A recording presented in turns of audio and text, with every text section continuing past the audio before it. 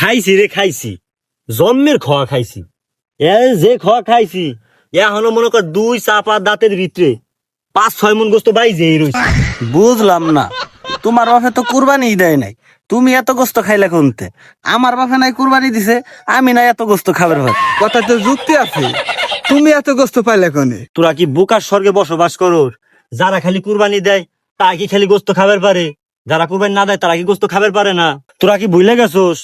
আমার দাদা হলো খুশি 4 পোলা 4 সমাজে বাড়ি করে দিছে। 4 পোলা যদি 4 সমাজেতে 4 কেজি করে গোস্ত পায় তাহলে কয় কেজি গোস্ত হয় তোরা হিসেব কর। আমার দাদা 4 সমাজের মালিক হয়ে গেছে। আমার দাদা যে গোস্ত পাইছে, আমি যে খাইছি, আমার দাঁতের ভিতরে ঢুকে থাকবো না, তোকে দাঁতের মধ্যে ঢুকে থাকবো। তোমার দাদা খুশি একখান মালি 4 সলডে 4 সমাজে চালাকি করে বাড়ি করে দিছে। তোমরা বেশি বেশি গোস্ত পাবে না, আমরা পামু। আমার বাপে 2 লাখ টাকা কুরবানি দিছে, আমি পাইলাম না 4 কেজি গোস্ত।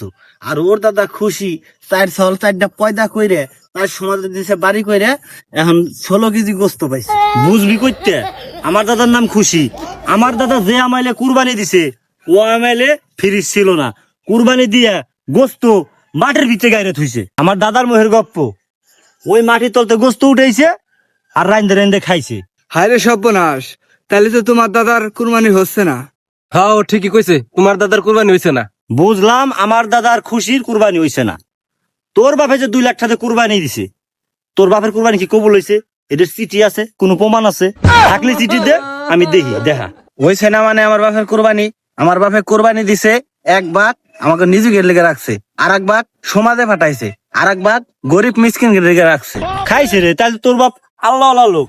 কুরবানি দিছে 1 ভাগ নিজেকে লেগে রাখছে, 1 ভাগ সমাজে দিছে, 1 ভাগ গরিব মিসকিনরে দিছে। তাহলে তোর আব্বা যিনি কয় টাকা গরু কিনছে? এটা কর কি হইলো? এই সমাজের ভিতরে সপ্তাহে আমার বাপে বড় কুরবানি দিছে, 2 লাখ টাকা দিছে কুরবানি। হায় রে সর্বনাশ, 2 লাখ টাকা তোর আব্বা কুরবানি দিছে। তোর আব্বা ব্যবসাটা জানি কি করে? আমার আব্বা কি ব্যবসা করে মানে? আমার আব্বা সুদে।